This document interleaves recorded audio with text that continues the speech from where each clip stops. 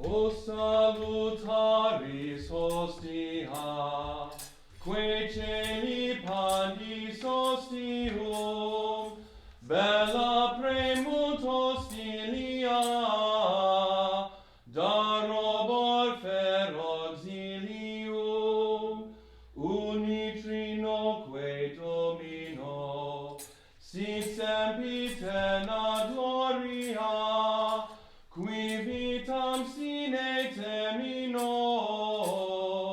nobis donet in patria. Amen.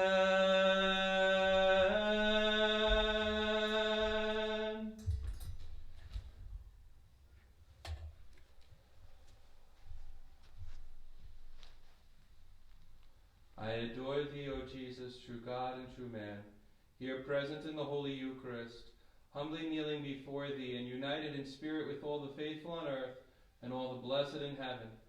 In deepest gratitude for so great a blessing, I love thee, my Jesus, with my whole heart, for thou art all perfect and worthy of love. Give me grace to nevermore in any way offend thee, and grant that I, being refreshed by thy Eucharistic presence here on earth, may be found to be worthy to come to the enjoyment with Mary of thine eternal and ever blessed presence in heaven. Amen.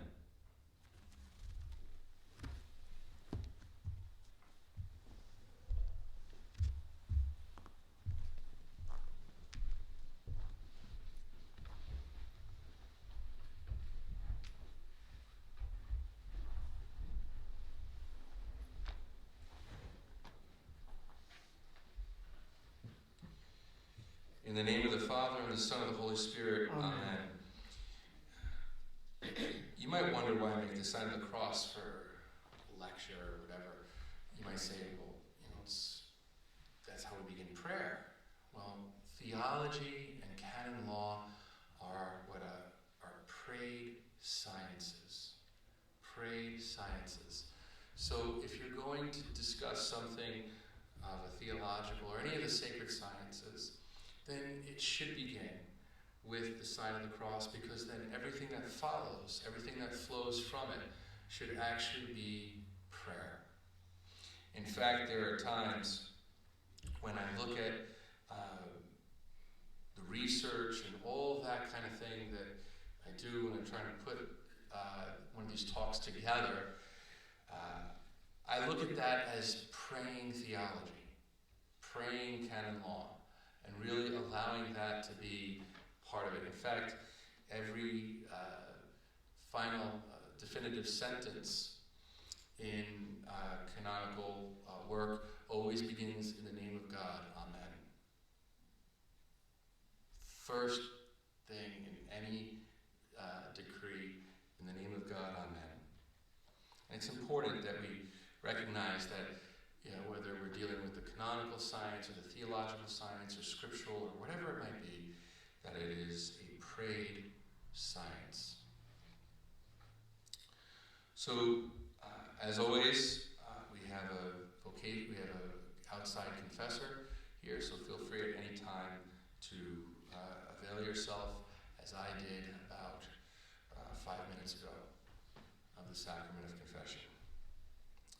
So that tonight's talk on the Sacrament of Matrimony will be about how consent makes marriage. Consent makes marriage. Marriage is a sacrament whenever two validly baptized persons, one man and one woman, exchange consent in a free and deliberate act of the will. Thus, the couple do not both need to be Catholic for it to be a sacrament, only that they are both validly baptized. Let me say that again, because I think a lot of people don't know this.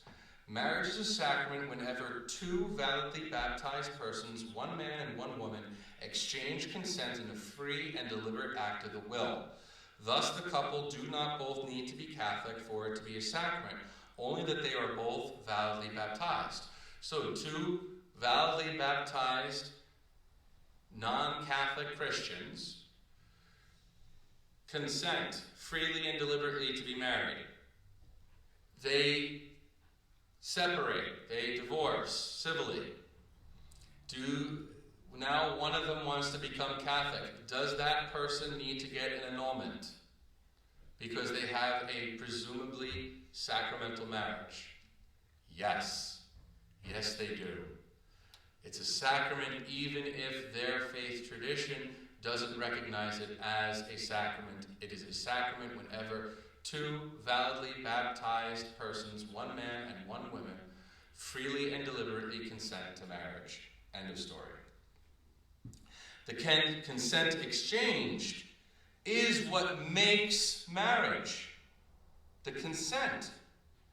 The consent exchanged is more than a contract, since the consent exchanged is for the forming of a sacramental bond of marriage. The consent creates a matrimonial covenant between the two spouses to form a partnership of the whole of their lives together. Since consent makes marriage, there are essential elements and properties to the act of consent that must be present, since they are intrinsic to the nature and purpose of marriage. The person must be capable of making a free, deliberate act of consent, and the act of consent cannot be forced, in error, deceived by malice, or subject to a condition. This essay will explore the indispensable element of consent in making a valid marriage. Considering the previous essay on the 4 goods of marriage, which are the object of what one is consenting to. That's the object. The 4 goods is the object. The other person is the subject of the consent. So those 4 goods of marriage, which are the object of what one is consenting to, this essay will focus more directly on the act of consent in itself. And since a lack or defect of consent will lead to an invalid marriage, it is vital that pastors of souls take care to address the nature of consent as it applies to the sacrament of matrimony, for the proper preparation of couples and for the healing of defective consent amongst those living in a marital relationship that is not yet a sacrament because of their previously defective consent. So real quick, that could be healed in 2 very easy ways. The first way is called simple convalidation. They literally just make a new act of consent in the presence of the church's minister, and with 2 witnesses, they get the blessing, bippity-boppity-boo, and they're good. All right? Now, some people, especially if there is any chance of scandal or any chance of infamy or anything like that coming, and they're worried, I don't want to go through a simple convalidation because then it's a public act. Someone could walk into the church, and then they know, oh my gosh, I was in a marriage that lacked, that had a defect in consent. The other way is the couple can come to the priest and ask for a radical sanation. A radical sanation. All right? And that is done totally in the internal forum. Just the priest writes to the judicial vicar. Judicial vicar issues the radical sanation, which means that the root of the marriage is healed. Radice, sanatio in radice. The healing in the root. All right? So long as now their consent perdures and is now in the proper, is for the proper objects or whatever it might be, so the 4 goods, and there, boom, healed. Healed. And nobody ever has to know about it. So these things can be done very easily, and it's not a big deal. A brief history of the role of consent in marriage. Roman law did not view marriage as a covenant or a contract, but a mere state of life. Let me say that again. Roman law did not view marriage as a covenant or a contract, but a mere state of life.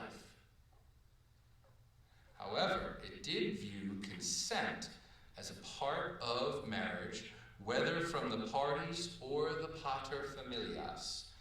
The Roman jurist Julius Paulus states, "Marriage cannot take place unless everyone involved consents, that is, those who are being united and those in whose power they are." So in Roman law, the pater familias, the head of the family, the head of the household, you were, as a child, under that person's headship in that household. And they had the right to consent or deny consent to a marriage.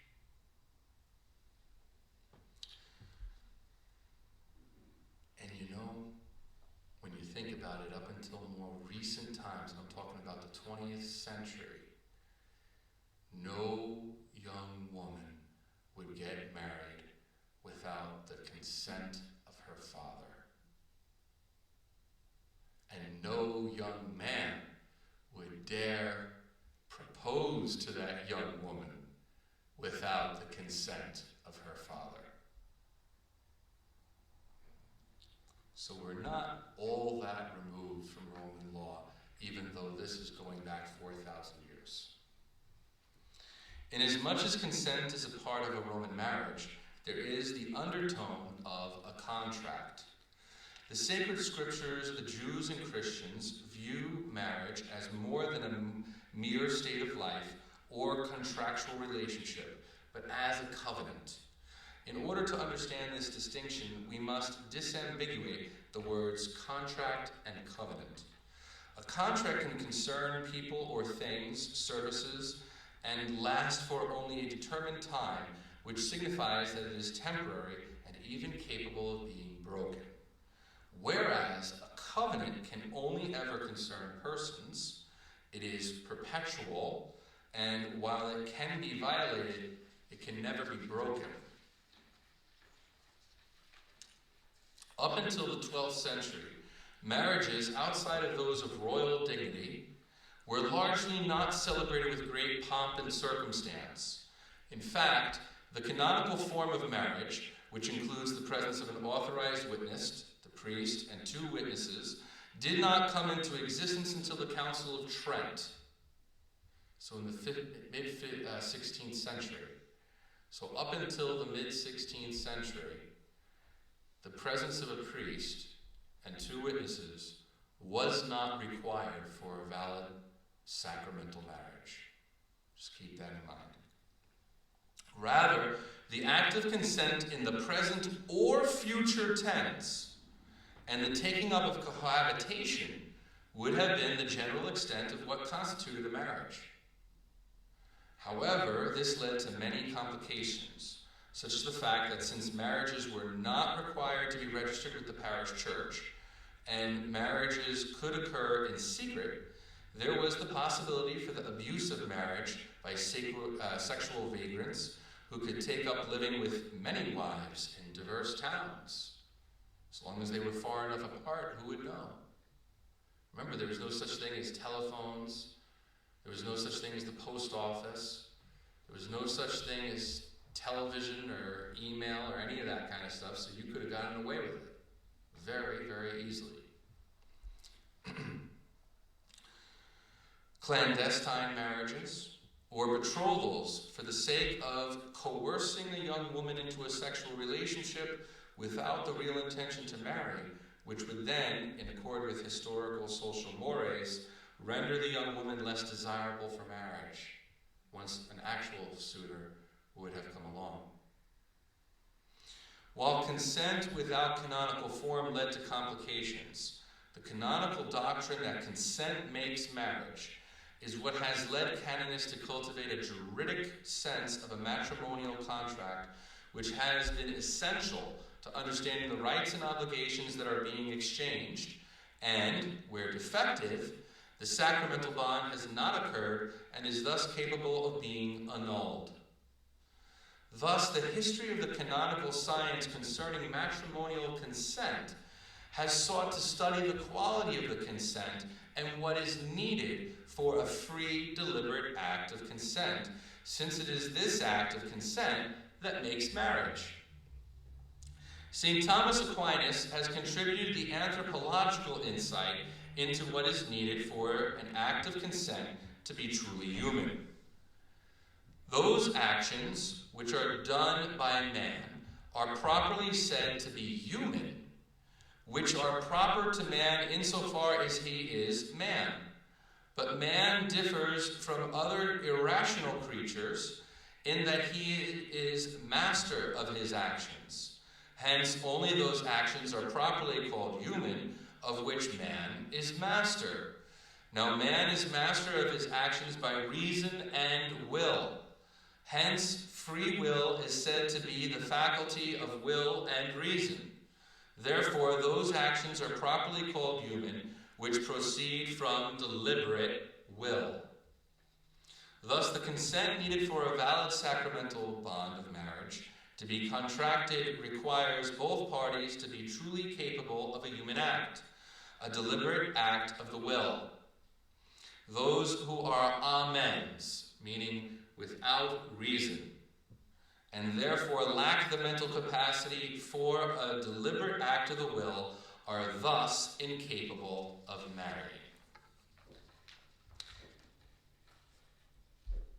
This comes up from time to time when people who are severely mentally disabled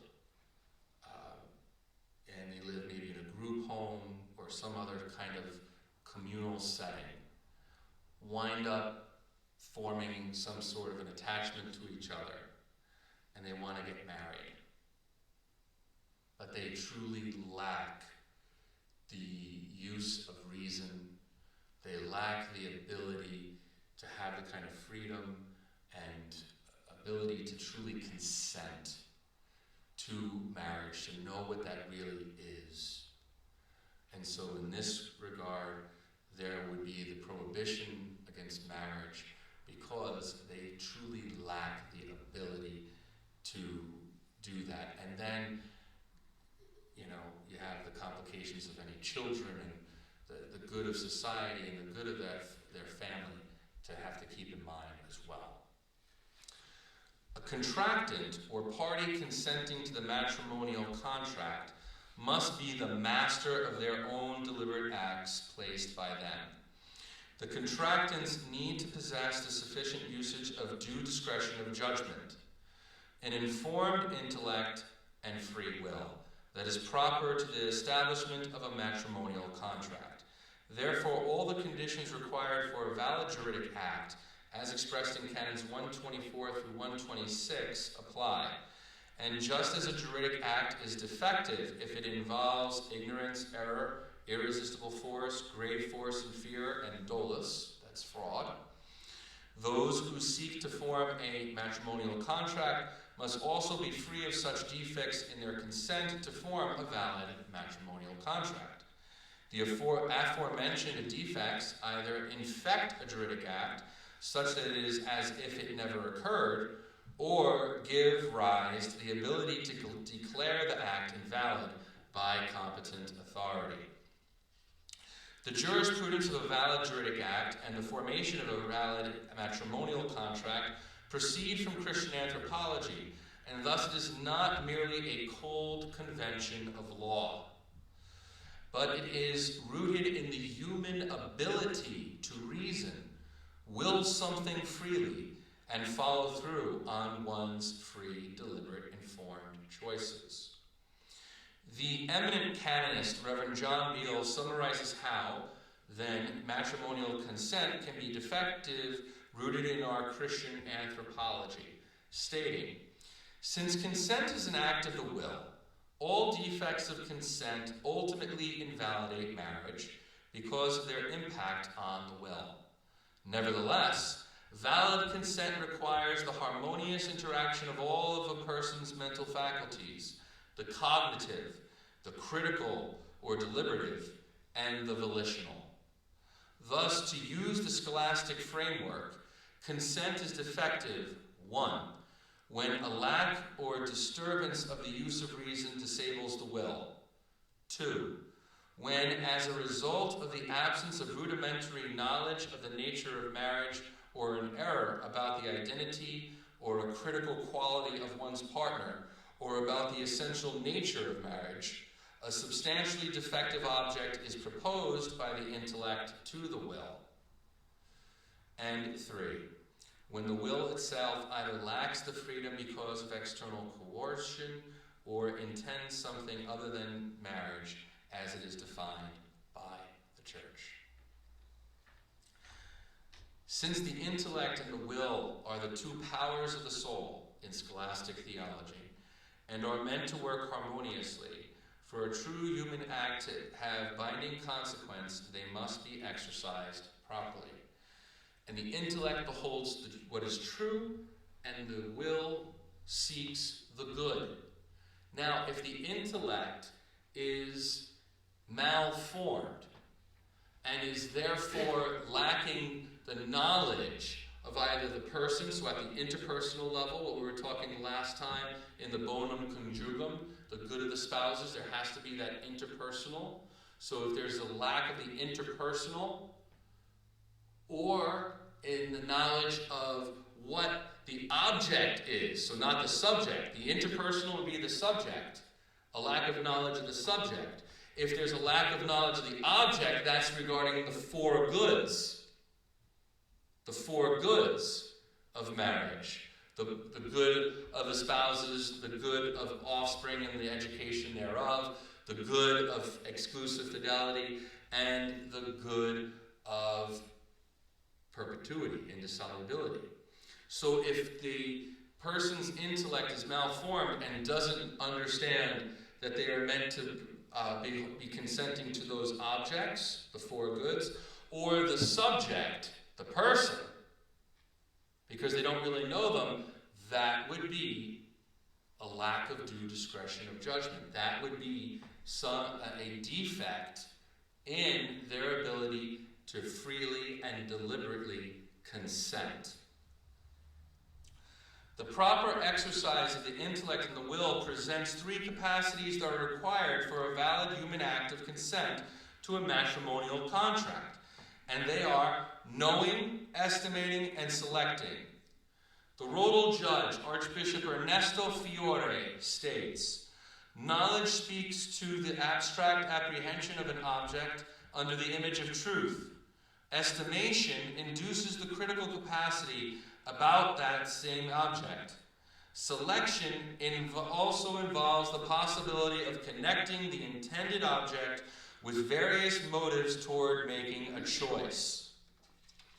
Additionally, knowledge must be cognitive and critical. That is, that one needs to have the ability to think through the reality of matrimony, its long-term reality, the consortium vitae, that's the partnership of the whole of life. That one is establishing with their partner and have the appropriate self-knowledge to critique their capacity for an interpersonal relationship, as well as the other person's capacity to be in a relationship with I.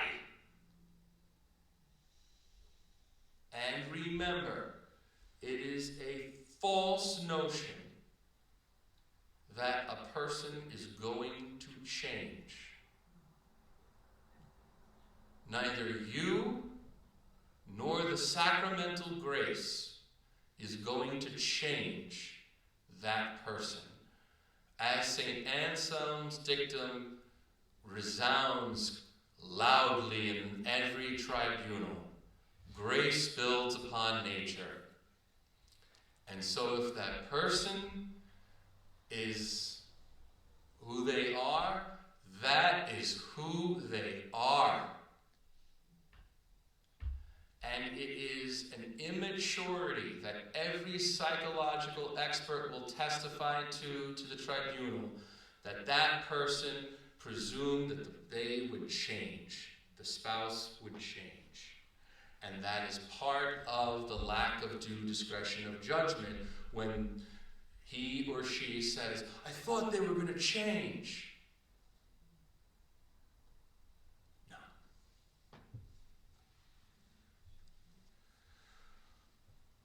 One's capacity to estimate and select needs to be able to evaluate their partner and assess the relationship and its capacity to be a perpetual commitment with one another. So that estimation, where you truly estimate the viability of the relationship. Is this relationship viable? That's where you have to ask yourself, well, this person's not going to change. They're who they are. And you need to be, so is this going to work? Is this going to be a viable relationship?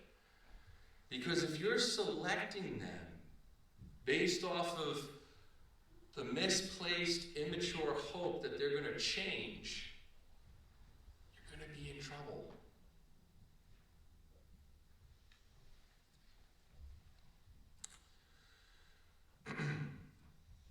The absence of appropriate knowledge and a capacity to estimate and select a co-contractant for marriage would lead to a lack of due discretion in the act of consent.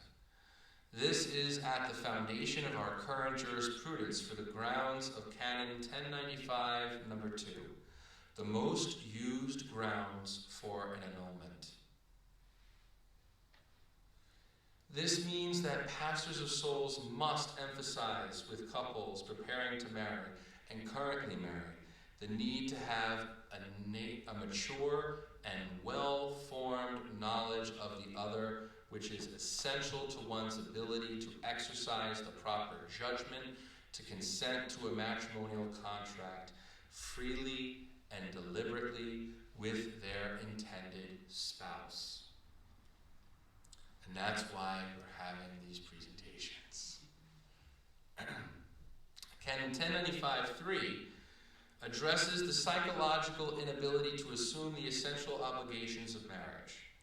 The essential obligations of marriage are the 4 goods of marriage and the ability to form a partnership of the whole of life. Here we see not a lack of discretion, but an inability to assume. Yet this inability is distinct from being amens. That amens is the complete lack of reason.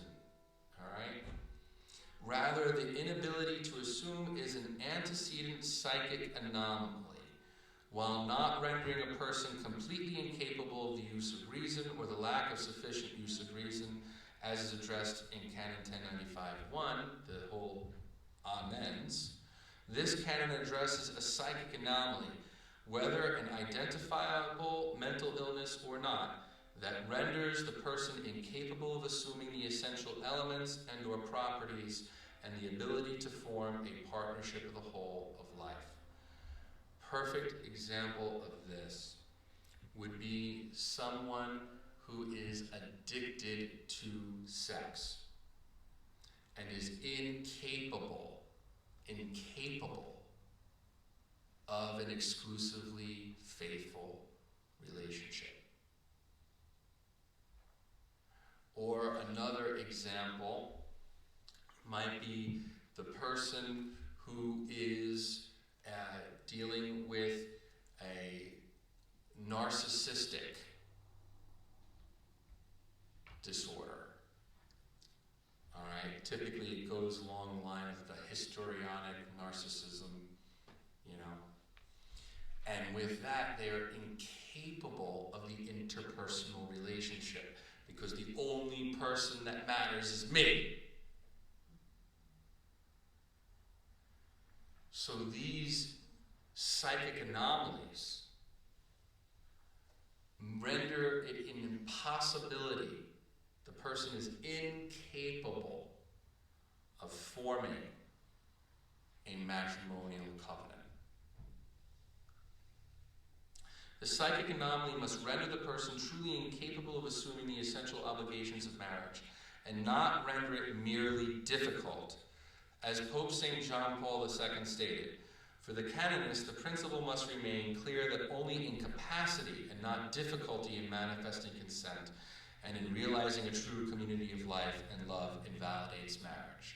All right, so a person may have a tendency to be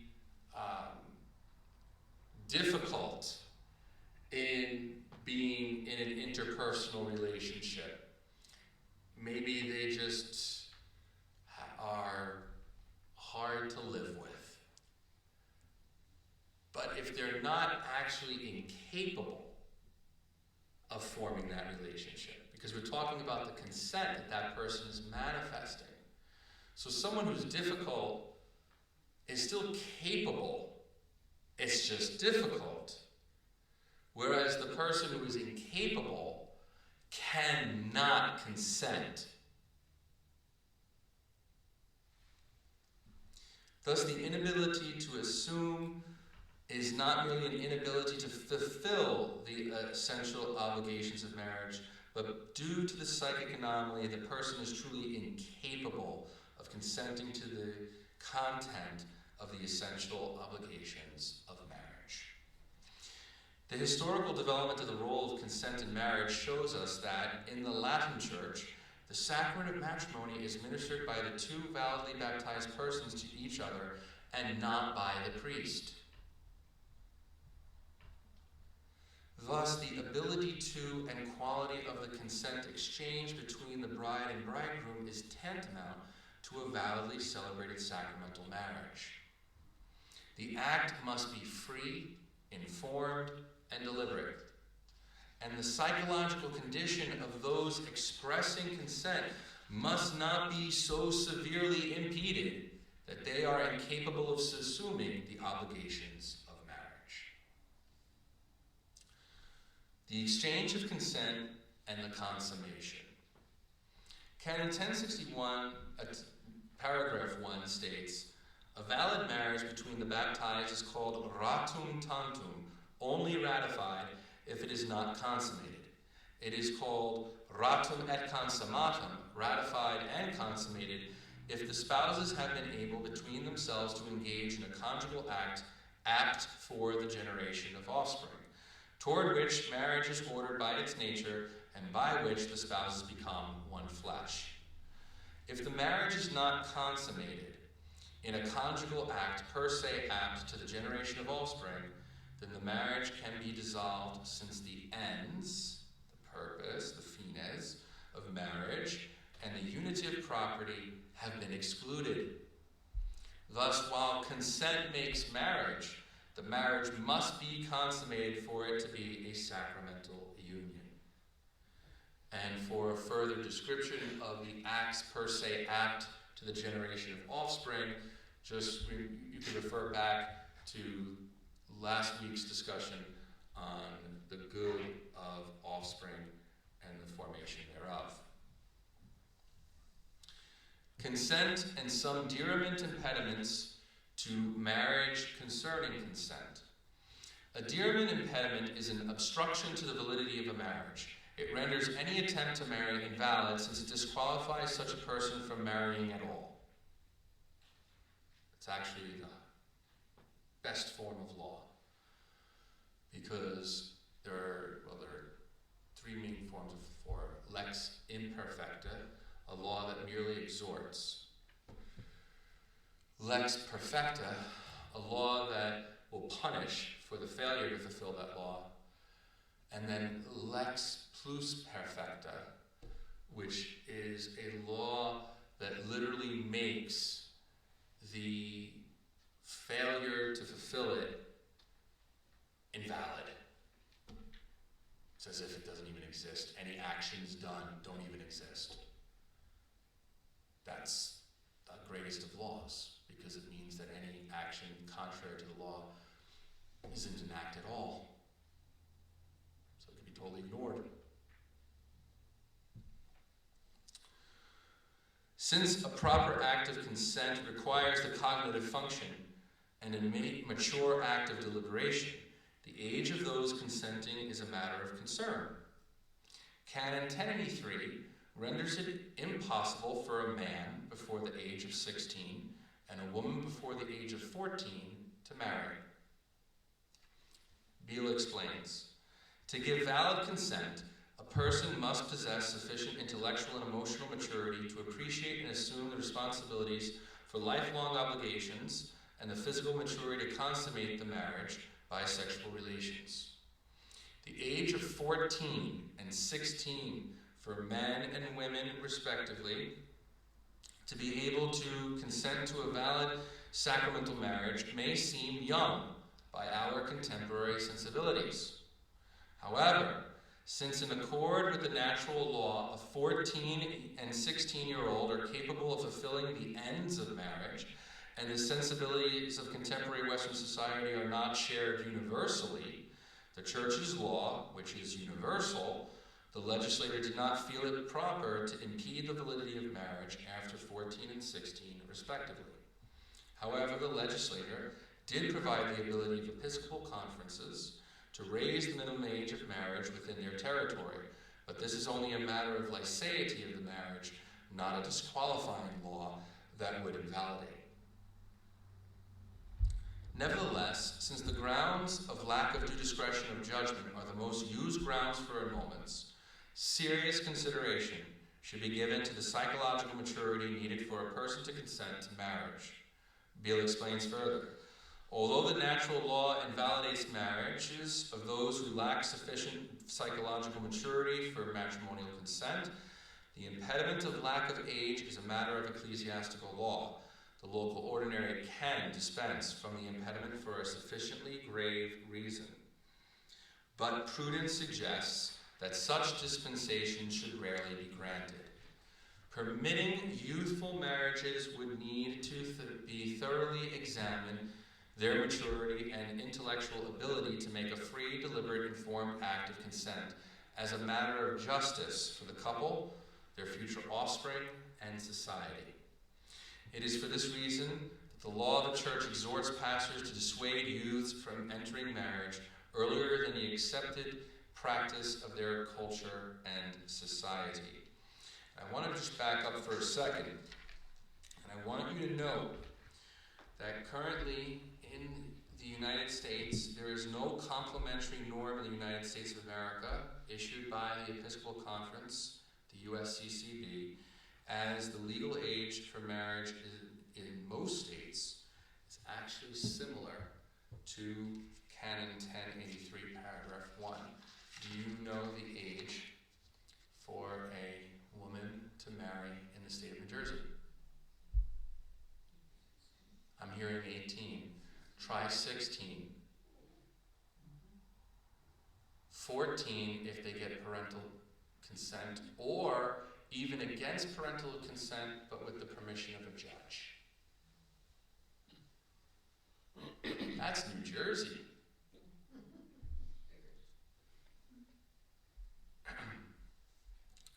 So when you hear those ages of 14 and 16 in canon law, U.S. law is not much different, the different states. Again, since marriage requires that consent be freely given, the Church impedes marriage by abduction. No marriage can exist between a man and a woman who has been abducted or at least detained with a view of contracting marriage with her unless the woman chooses marriage of her own accord after she has been separated from the captor and established in a safe and free place. My first observation after studying this canon is the presumption is that only a man is ever going to abduct a woman and not the opposite. I beg to differ in 2022. Canon 219 provides the general basis that consent must be free. Abduction violates human dignity and obstructs the moral and physical freedom of a person to act in a human way. Thus, the ability to form a matrimonial contract through a valid act of consent is intrinsically infected by the act of abduction, and any attempt to marry would be considered as never taking place. Lex plus perfecta. Whether considered age or abduction, the matter of being able to express a free, deliberate, and informed act of consent must be considered. And these two instances give expression to the importance of a free, deliberate, and informed act of consent for a sacramental marriage to validly occur.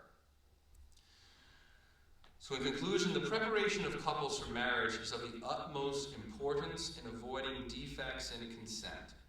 A thorough teaching of the four goods of marriage, the object of their consent, and investigation into their interpersonal knowledge, which provides for their ability to estimate the viability of their relationship and their psychic and emotional freedom, not merely their legal freedom from impediments, must be evaluated that the couple is capable of a mature act of consent to choose the other for marriage, the subject of their consent, without which more and more attempts at marriage will ultimately shipwreck.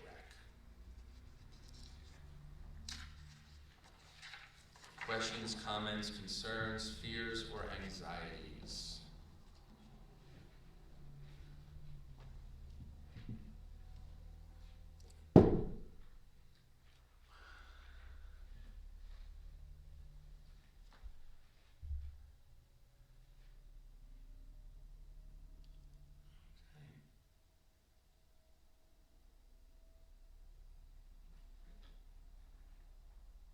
Was that clear? You're too good for me. Not You're really. too good. And after 63 years, what would I have to say? Very good. All right. Well, thank you for coming tonight, and enjoy the rest of the time in adoration.